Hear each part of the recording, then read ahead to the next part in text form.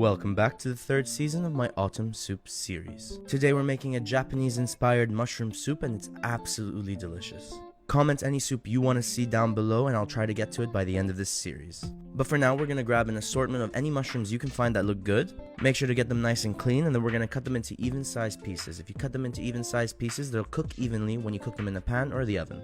For the first of the aromatics, we're going to grab one onion and we're going to chop that into a rough chop. I'll be cutting up 3 cloves of garlic, but feel free to use more, and then we're going to work on the sauce as well. We're going to be using some savory white miso, some soy sauce, some mirin, sesame oil, and optionally you can add some shiokoji, which will add a nice burst of umami, and some honey for a bit of sweetness.